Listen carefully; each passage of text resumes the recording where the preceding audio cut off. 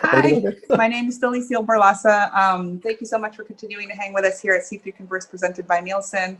You are in for a really good treat for a highly anticipated shorts program from my dear friend and colleague, Kirby Pena-Fell. The program is called Revel, Kirby, I hope I'm pronouncing that correctly. And it's a dynamic dream of different live action storytelling, and I can't wait to hear the insights from these filmmakers. If you need to read the closed captioning, they'll be dropping a link in the chat. You can click on that, and it will pop up a window that will bring you to an audio transcript. And on that note, I will pass the mic formally over to Kirby. Thanks, Mom. I call it CMA Festival, Mom. Again, welcome to LA Asian Pacific Film Festival, produced by Visual Communications. My name is Kirby. I'm one of the shorts programmer for the film festival, and I've also worked with LAAPFF like for many years, working in various departments. And I'm also zooming from Walnut, California, which is known for the Tongva people back in the day.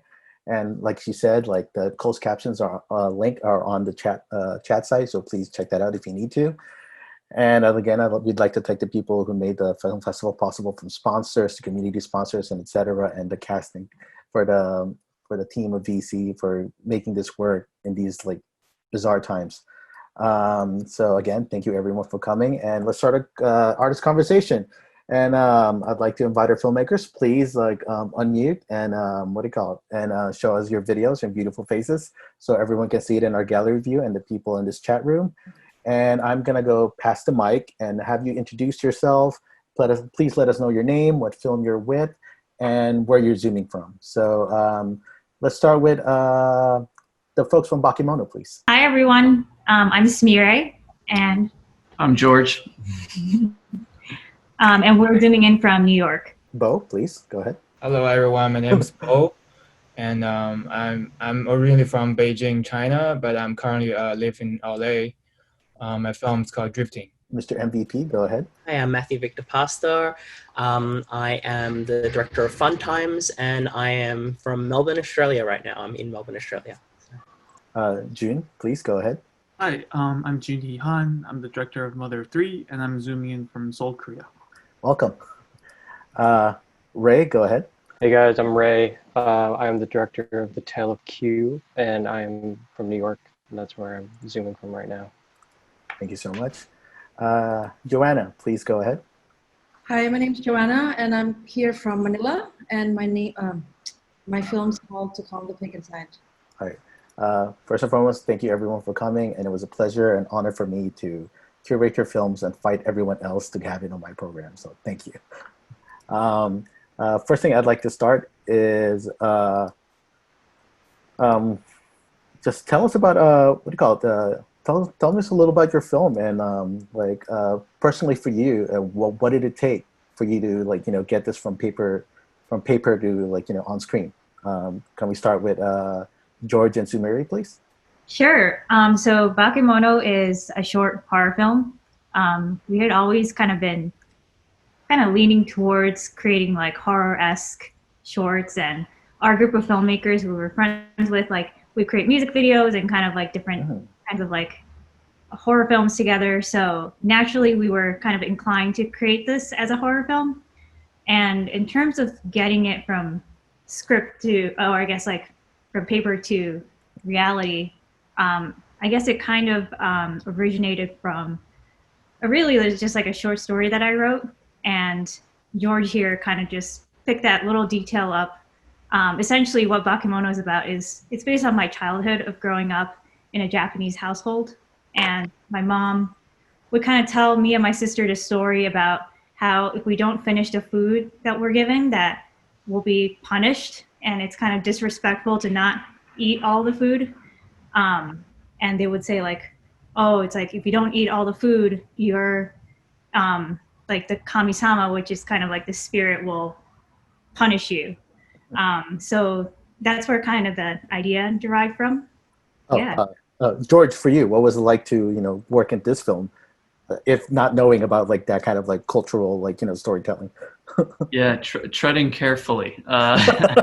Definitely didn't want to disrespect. It's funny because yeah, she had written this short story that was about something completely different, and I picked on this little thing that she mentioned about her childhood, and I was like, oh, this would be such a cool horror story, horror movie, and immediately I'm like, oh, that am I immediately like taking her culture and turning it into a horror film and kind of commercializing it? Yeah. So there was definitely a lot of conversation about how to be both accurate and also entertain, True. And one of the things I like is like it's kind of those folklore stories that your parents teaches you, but instead of going completely horror, you guys get in like a whimsical way. So it was like scary, but there's a lesson to be learned here. So I thought it was a great touch.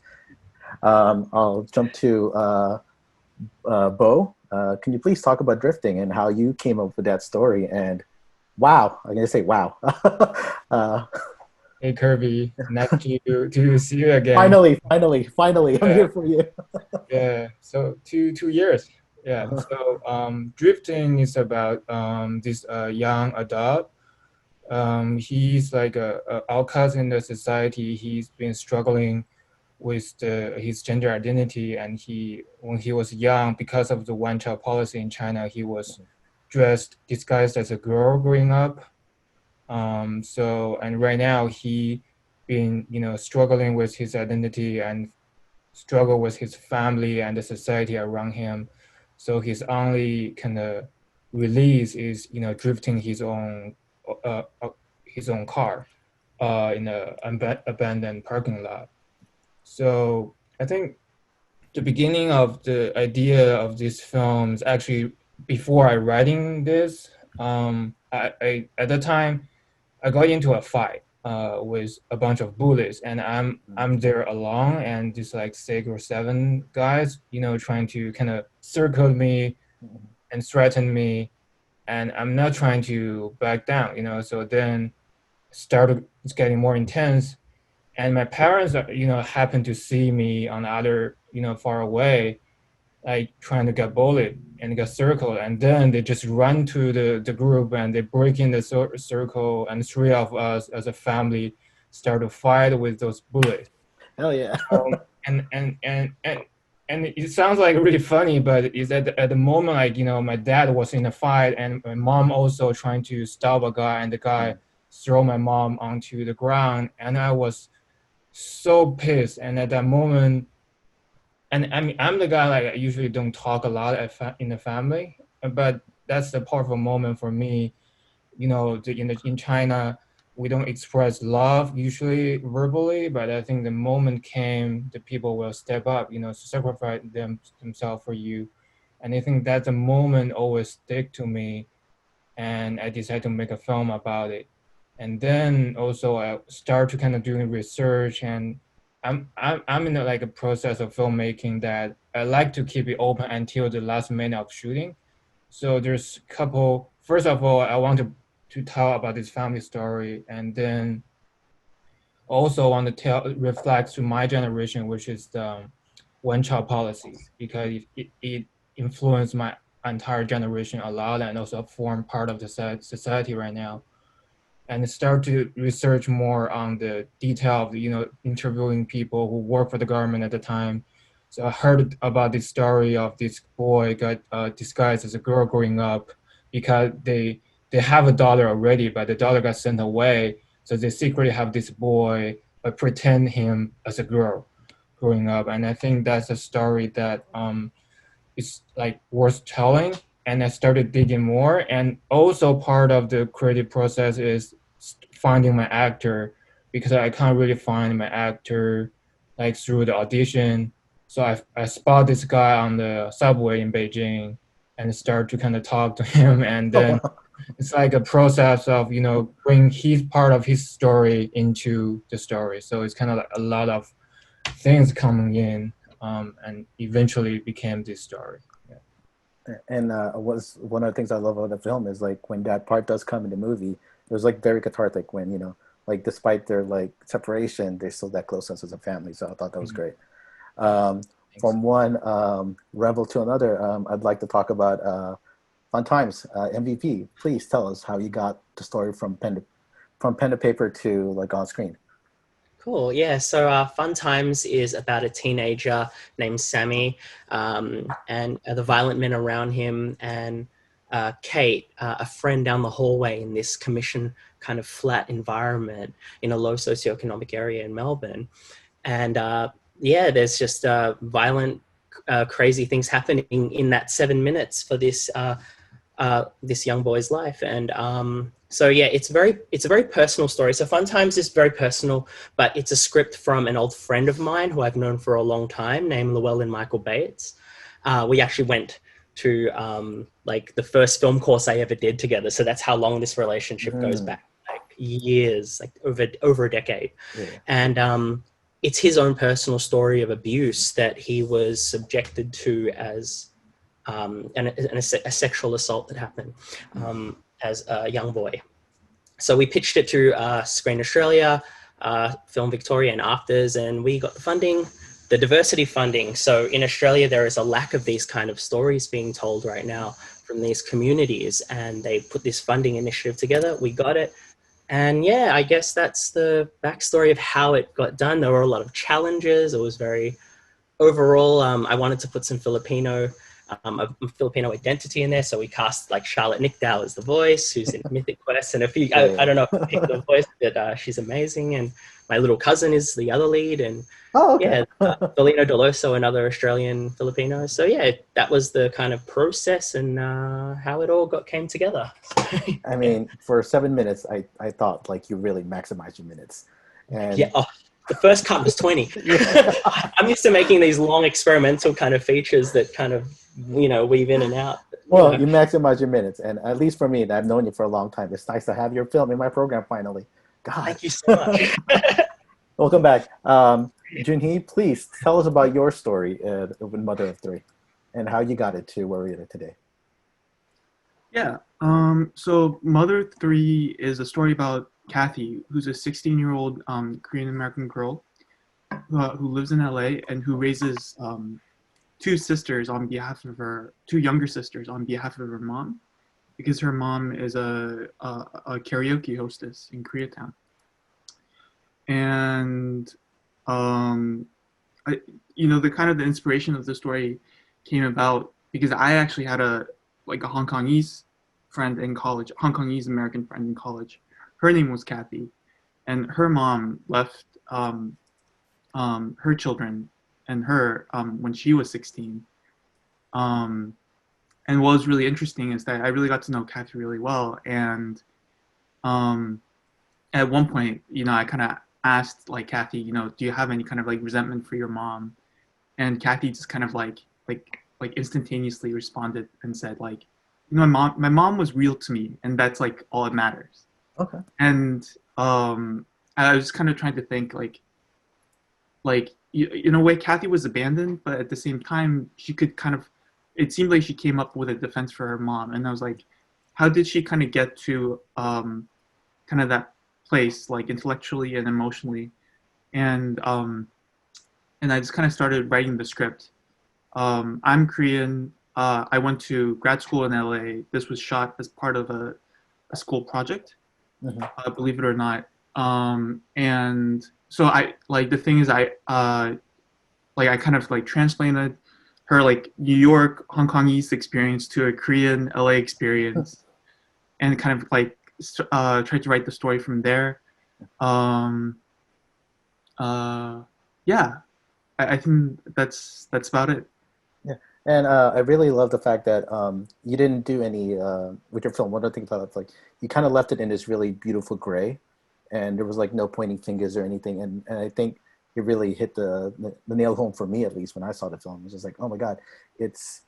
I guess I just want to say it's a life, but it's there's no blame or finger pointing at it. And I thought that was well done with what you did. So thank you for that. Ray, please, can we talk about the Tale of Q and talk about how you got it from paper to on screen? Sure. The Tale of Q is a short film about Vietnamese refugees in the early 1980s, which is about 5+ years after the fall of Saigon, the end of the Vietnam War. And this was about people who were trying to escape the country on fishing boats, really small boats. a lot of them would capsize in the ocean. A lot of them the people were like attacked by pirates in like the Gulf of Thailand. So my approach to the film was like, it's a bit of a memoir piece that had like an impressionistic feel. I was like kind of going more for the emotion rather than the specifics of the logistics of what they were doing. Interestingly, the project started like, I was like working on this documentary with this hacker from Anonymous, and I was young, I was still in college, and he was just like asking me as an artist, like what kind of stories I wanted to tell. And I had no idea.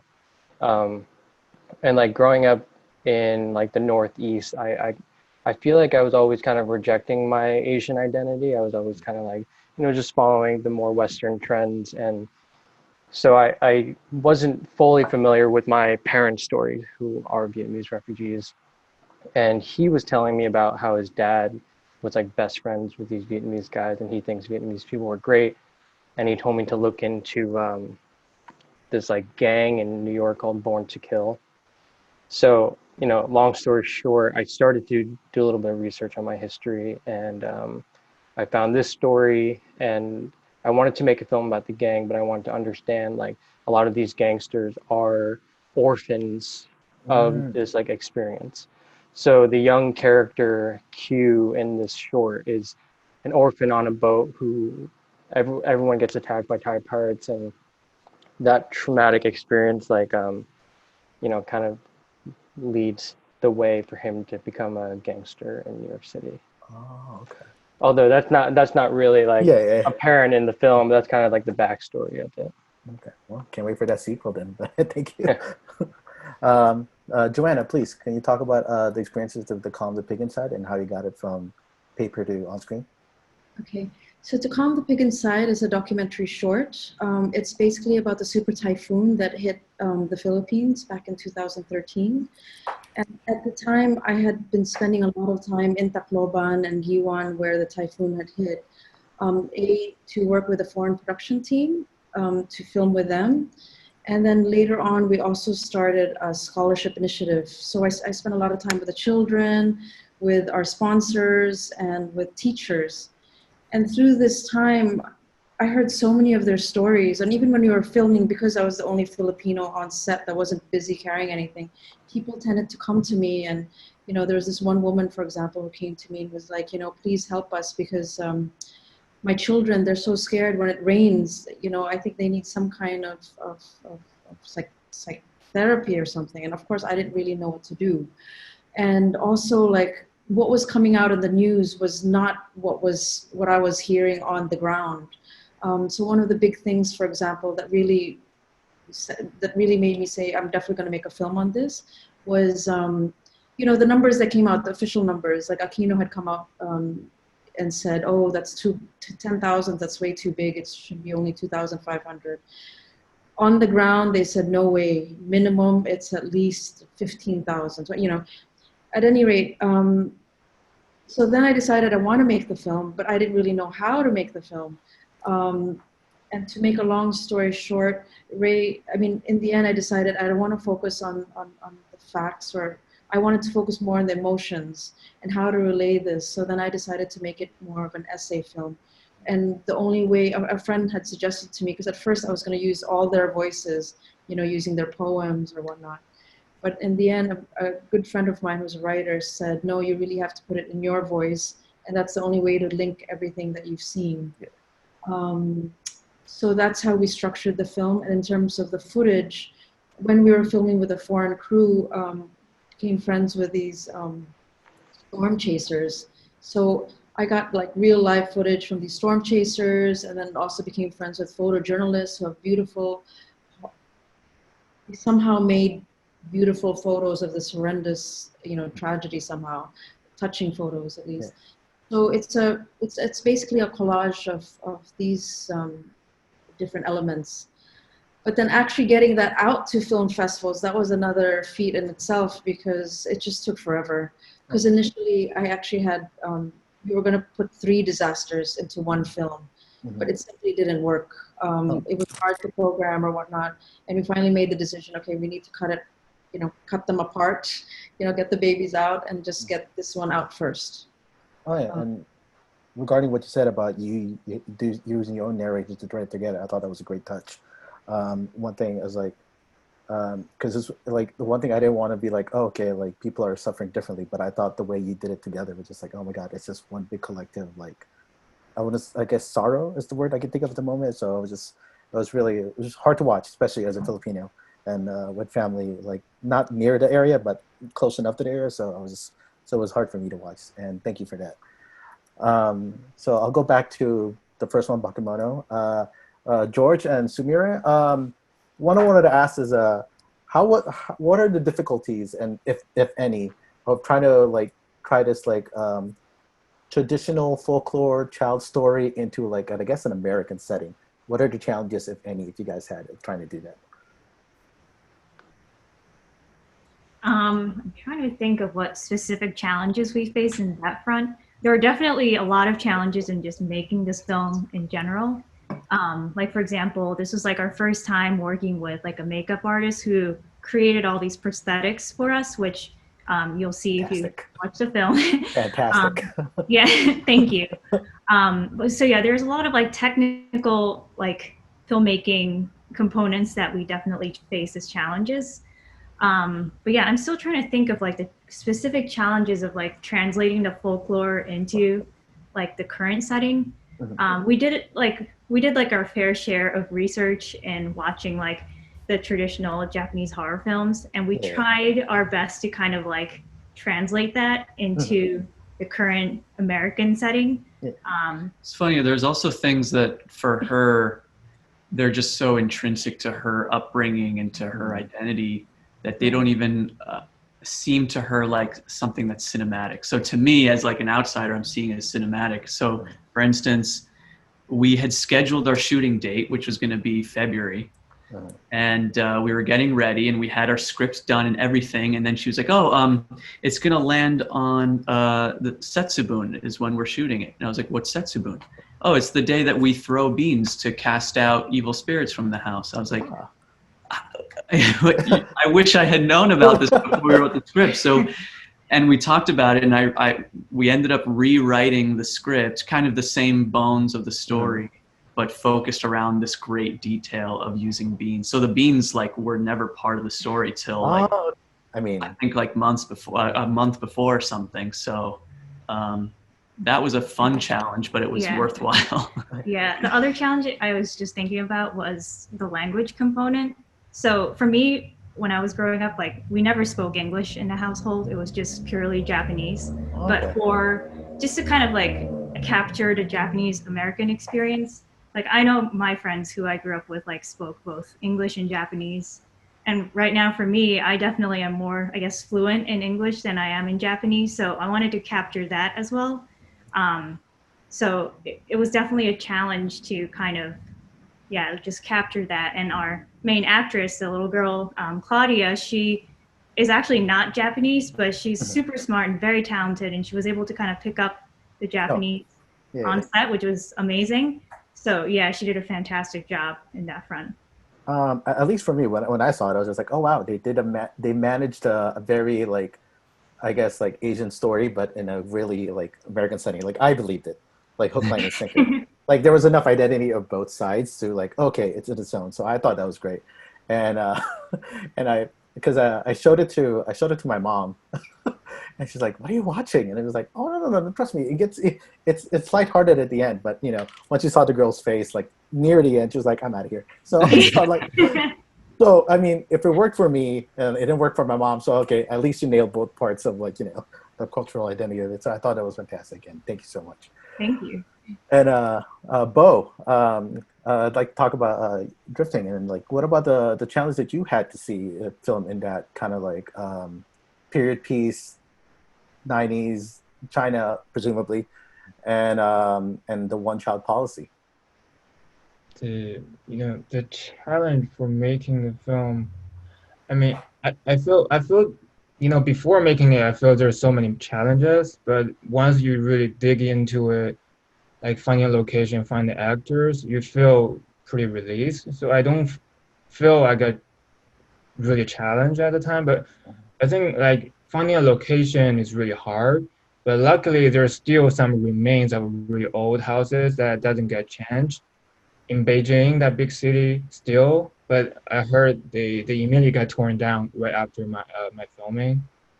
And I think also the biggest challenge is maybe finding the actor. I think that's the most thing I'm really worried about because of the character himself, and also I really want a very authentic, natural feeling.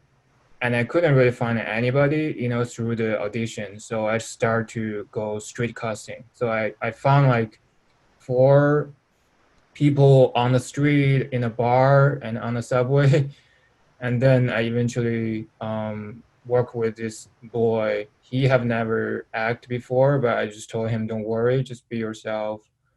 So yeah, I think that's the challenge part. Yeah. And I mean, from your last film that we had at a festival, Haircut, one of the things I really liked is you always do that shot where, like, the still and they're looking at the camera. And I love that motif that you brought back. So that was really nice. And I guess one thing I wanted to ask, one more thing, was like I thought that was a really nice touch when you kind of left like the characters. I wouldn't say his sexuality was ever defined in the film, but I really like the idea of like you kind of dangled it in between, considering how he was a boy raised as a girl to escape, like whatever crime that they're probably going to be charged with if that was the case. So I thought that was really nice, and I thought that was fantastic. So thank you again. Thanks. And for me, it's nice to finally have this Q&A with you because I missed it last time. So. Yeah. Okay. MVP. Yeah, one thing I want to talk about, like one of the things like in this movie that I thought that you maximized in 7 minutes was like, could you tell us, like, is this the challenges of this film that you made, is it a representation of the Filipino POC experience in Australia, or is it just like a microcosm of it? Yeah, it's for some people it is definitely part of that world. I grew up in a area in Australia that had a lot of stories that were very similar, and I still hear back from friends. They tell me things that surprise me every day. So I'm only here to reflect the reality in some way or form that I've experienced. It might not be everyone's experience, but definitely for the suburbs that me and the writer grew up in, we have experienced very similar things. And I guess that's always been a challenge with my body of work, because getting people to understand where we come from in the context of the Australian Asian experience, or Asian Australian experience, which is for Filipinos also here. It's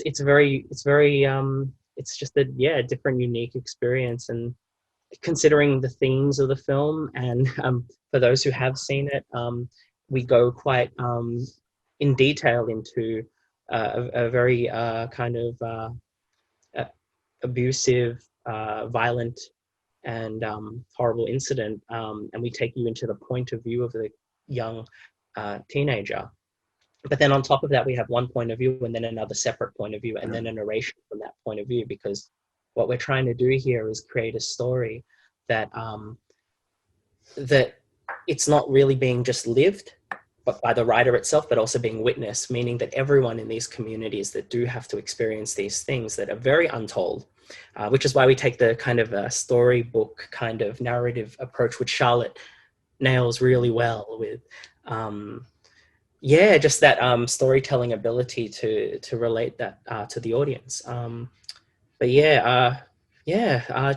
another challenge was cutting it down, I guess, because like I said before, it was like, I just follow the story. Like I didn't even follow the script half the time. Like I was following the script, but then I was shooting, and most of it's a lot of it's in slow motion. So I really wanted to draw out that, I guess that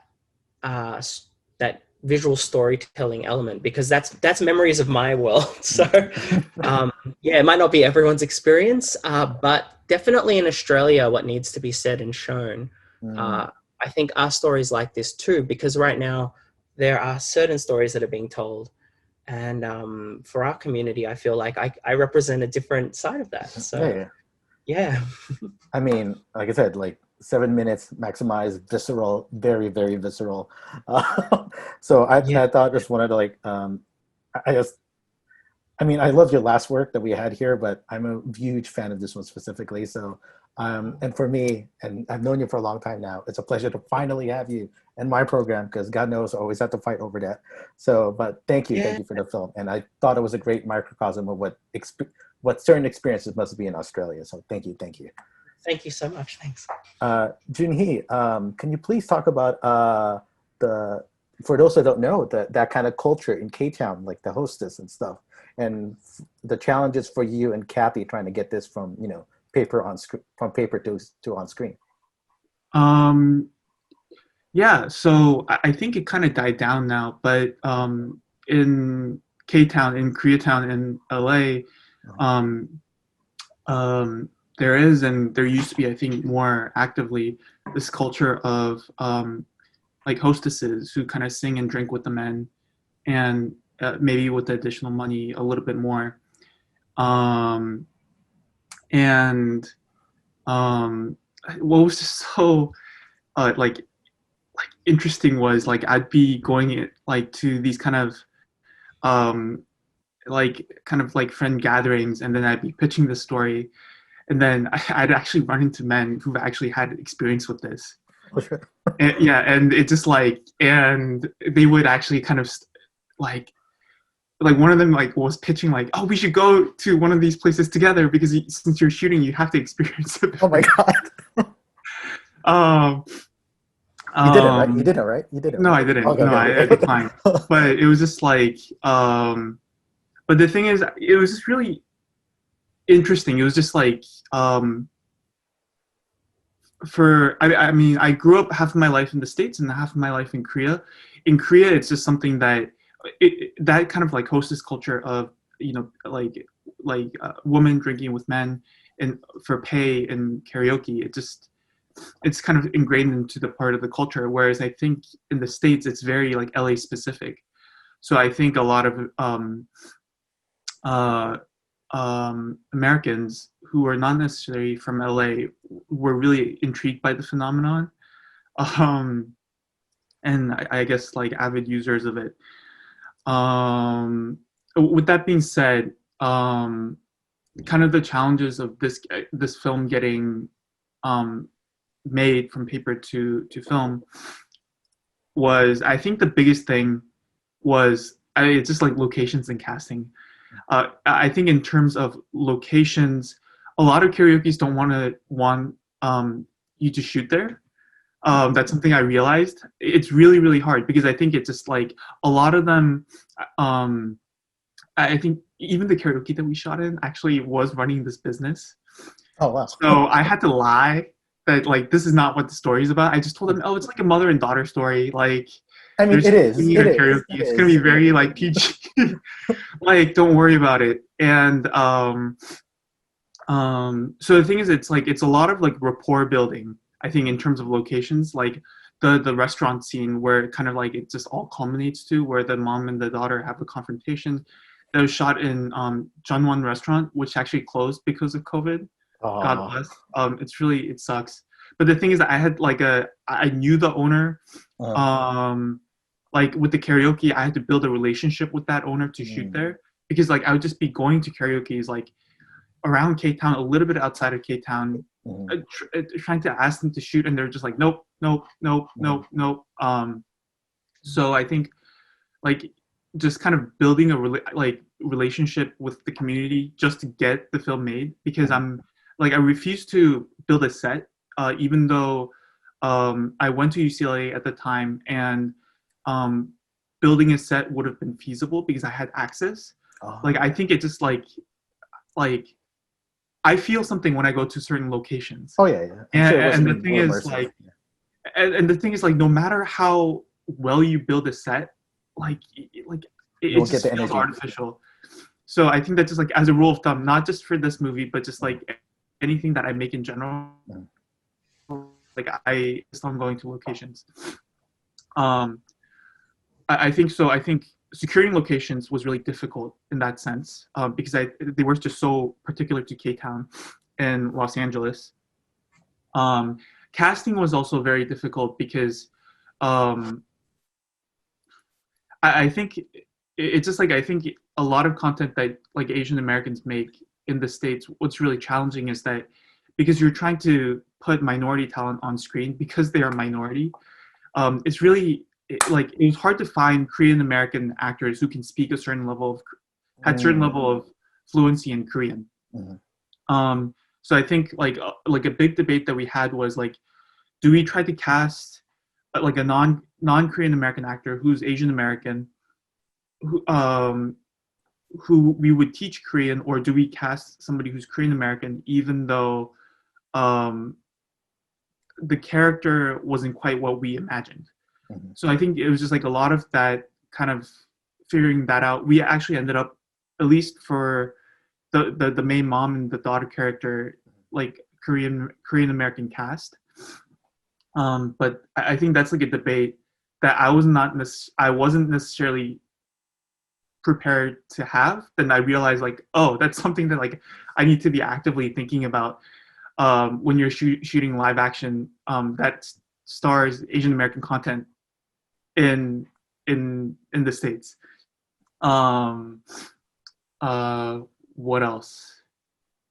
But yeah, I mean, I was just really but overall, I'm just happy with how the casting really turned out. Oh, totally. Like especially with Esther Moon, who played the mom. Like I have to mention this right now because I think I really owe it to her, because working with her was just like, I feel like I evolved as a director at that moment, because I really didn't. The mom is a truly despicable character because she abandons her children, and there's this very intense scene in the restaurant where the daughter confronts the mom, and Esther's emotions weren't quite getting there, and I went up to Esther and I said, look, when I show this script to any woman of my age who's like late 20s, early 30s, they all point out how despicable you are and how they cannot understand you, period. And I asked her, why do you think that's the case? And she said, oh, that's because they don't know my backstory. You know, had they known my backstory and how, you know, the kind of the history of what I had to go through, they wouldn't be pointing fingers at me like that. And I told her, look, your daughter knows your backstory, and she knows who you are, and, you know, she's still behaving this way. And like anybody else in this world can point fingers at you, but not your daughter. And like just at that moment, like just things clicked between me and Nestor, and I didn't have to say a word after that during the shoot. You know, she just really understood who she was and what her character was, and like at that moment I was like, oh, this is what directing is. Like, this is how you're supposed to communicate with actors. And yeah, I really thank her for that. Oh yeah, I was gonna say, like, initially, when I watched the movie, I was like, oh my god, Esther, the mom, is just like, girl, what are you doing? What are you doing? What are you doing? You know, like I was having this very black and white view about her, you know, but by the end of the movie, it's just like, I got it. It's like I took the finger away, and I'm like, okay.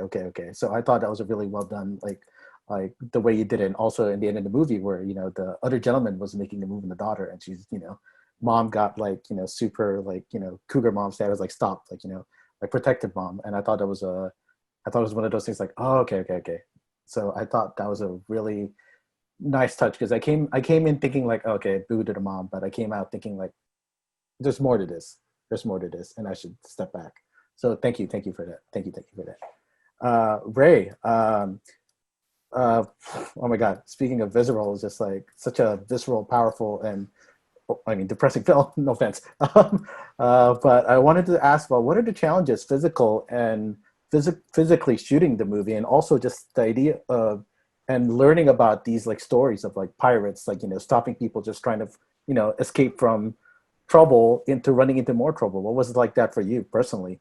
and and from fellow Vietnamese people that you've read about? My parents personally didn't have any experience with pirates. They were a bit luckier to get away in 1975.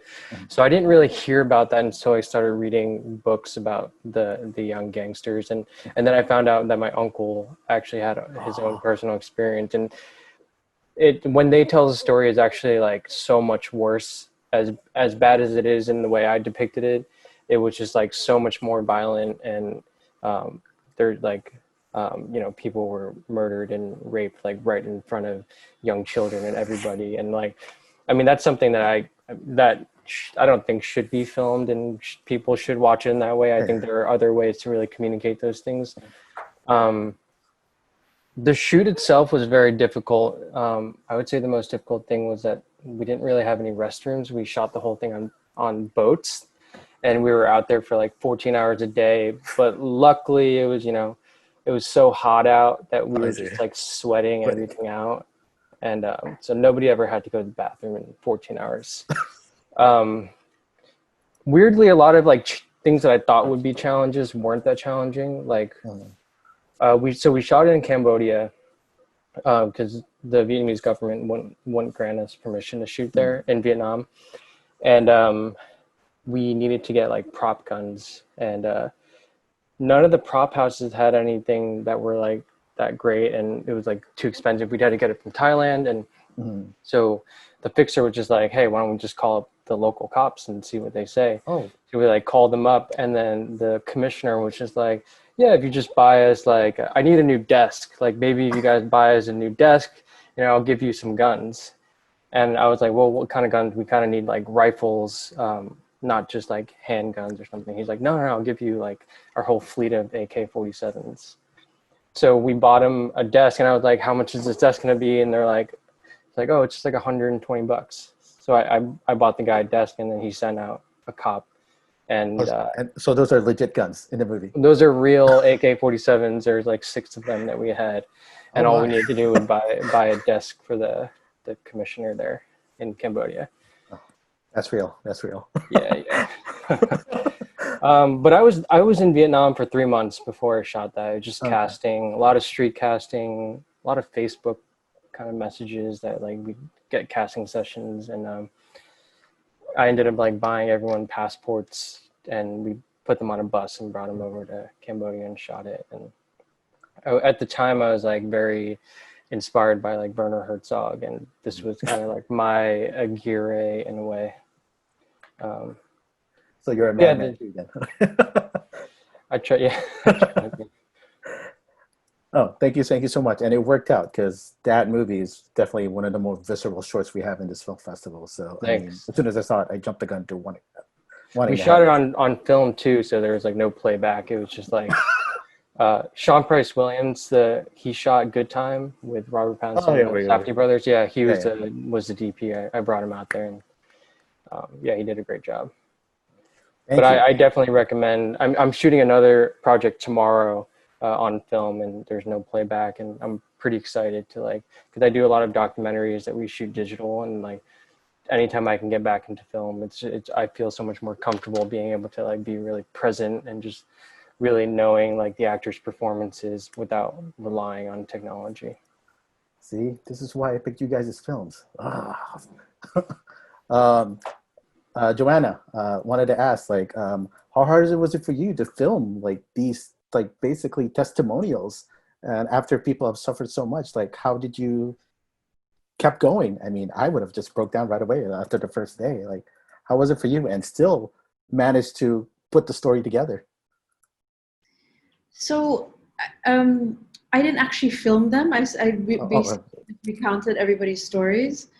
But for me, in putting together the story, as I was mentioning earlier, I think it was trying to balance the tone, being respectful, knowing that I'm not from there, and finding a way to not sensationalize it, and just being respectful to the stories that were shared to me. So I think it was balancing that. And secondly, it was finding collaborators that were willing to work with me in terms of, getting footage, because the footage that I had was minimal, and I really wanted other stuff. I wanted live footage, for example. Okay. So it was finding the right people to work with. And then lastly, it was also budget. At some point, at some point I started selling things just to raise money, because so for this kind of film, especially if you're using stills, you need a really good sound design. And I love working with these collaborators in Thailand, but it costs money. Sorry, I'm about to, I'm about to go off. Can I come back? I need to get my pen. Sorry. Oh yeah, go ahead. Okay, while Joanna's gone, quick, starting from the top, can you give us like your takeaways and what's next for you guys project-wise? I told you time was going to go by quickly, so. Go ahead, Bakemono, please. Yeah, well, we wrote a feature script. Not that this was supposed to be like a proof of concept or anything. It's not a scene from the script, but we found ways to expand the story, and it's quite different. So we have a script version of Bakemono, feature version rather. Nice. And any takeaways from like the experience, or? Oh man. A quick version too. Yeah. Work with friends who will go to the ends of the earth with you, because it's tough and it's expensive and it's long hours, and you feel really bad keeping people really long hours. Sumira? Yeah, and I think just being really, I don't know, this sounds really cheesy, but being passionate about what you're making also really helps, because that gets people to get interested and really support you in that sense. So if you really believe in your project, then people will come together and help you. Thank you. Joanna, you're back. We can come back to you now. Yes. Okay, sorry. Actually, exactly on that note, I got people to come in. They were excited about the story. Some of them didn't even know my work, but they're like, sure, we believe you're going to make a good story on this. But I still needed cash. And so, we'd ask different people, and it was difficult. So one lesson I learned, though, you never know where your last cash will come in. So I went to NGOs. I went to the typical people that I thought related to my film, like the environmental people, NGOs, nothing, zero. One day I was in a bar and there was a club owner there, and he asked me what I did, and I showed him the little teaser. He's like, oh, I'll help you get money. I thought it was a joke. Literally a week later, we had a meeting with somebody, and that's how I was able to finish my film, from a club owner who came on board. So yes, so he believed in it as soon as he saw the teaser. Community, yay. Okay, Bo, go ahead. Please talk about what you want people to take away from the film, and what's next for you. Did people take away from my film? Wow. I think just we think about the family relationship, because a lot of people, they're struggling with their family, but I think it just needs a moment to really let those feelings out. And before the moment, I think we should, I don't know, just rethink about our relationship with the people we love. And for the next, I was planning to do 2 more shorts actually this year, and then the pandemic happened. So I'm just gonna wait, and also writing a feature right now. So so we're probably gonna shoot a short from as an actor from the feature. So we'll see about condition next year. So good luck to everybody. Yeah. Hopefully we can have you again next year. So love to. All right, MVP. All right, give us your takeaway, and what's next? What's next, man? What's next? I guess what I want people to take away from Fun Times is a different Asian Australian perspective, because here in Australia we have a lot of young talented Asian Australians, Filipino Australians, and I hope it's an encouragement mostly just to pursue stories, even if they're hard-hitting, even if they might offend some people, because these are essential stories that need to be told, absolutely. And for me, on the horizon, I'm just released my new feature film, The Neon Across the Ocean, which also stars Wai Rivera. my little cousin who was in Fun Times as Kate, the younger Kate, and that film's playing at the 44th São Paulo International Film Festival Mostra in Brazil, and that's coming up in, I think, 7 days. I'm playing in the International Perspectives section, which I'm very excited to, because like Lav Diaz's new film is there, and a bunch of other amazing filmmakers that I love and admire. So, but we won't be able to go. So that's what's on the horizon. I will be here in Melbourne, wishing that this pandemic wasn't happening. But at the end of the day, it's the right way for the film to be seen, because we're in a pandemic. So we need to be responsible. Same here, brother. Same here. That's on the horizon. Thank you. All right, Junhee. Yeah, takeaways and what's next? I think my biggest takeaway from the film was how like even people in the most antagonistic of relationships really care about each other.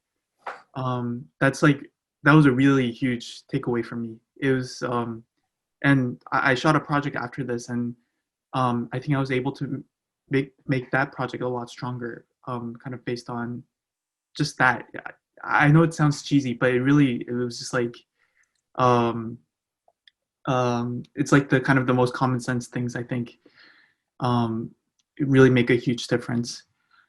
For me, I actually shot this like, so I shoot a lot of family drama, but I shot this family comedy staged in a porn theater in Seoul last year, and I recently finished it, and hopefully I'm gonna be actually hopefully it'll hit the festival circuit next year.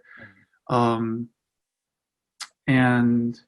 yeah, and I have a feature script attached to that, and I realized, Mother 3 is a little bit more on the dramatic side, but I realized I'm actually a really funny person on paper, even though I'm not really funny in person, which is unfortunate.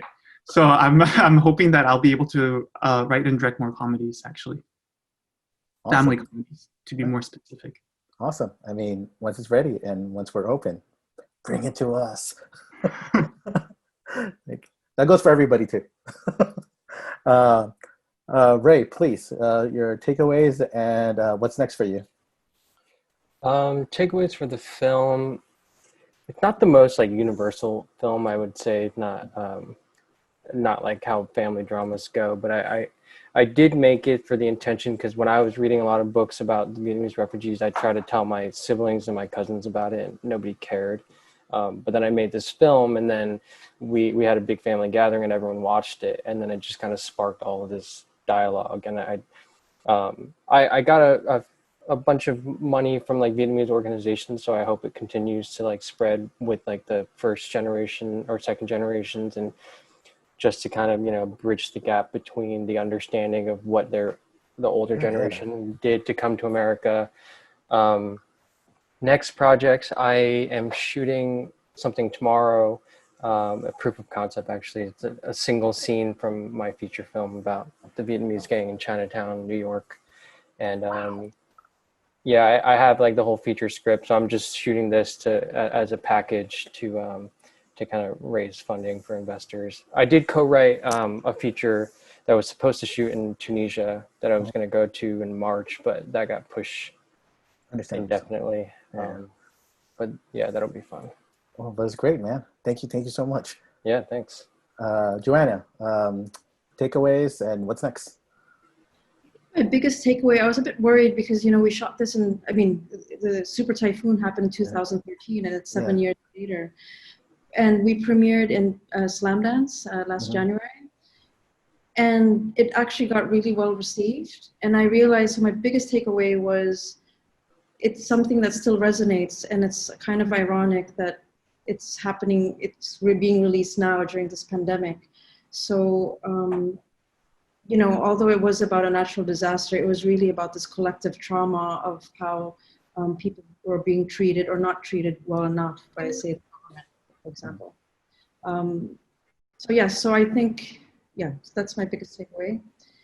I'm sorry, what was the second question? What's next? What's next for you?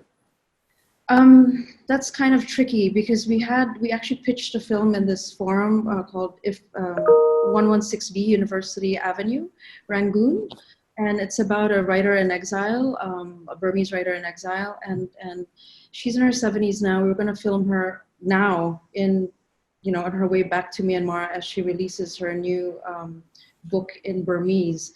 But of course, now that with the pandemic, I don't know how we're going to shoot that, so we have to rethink how we're going to do that.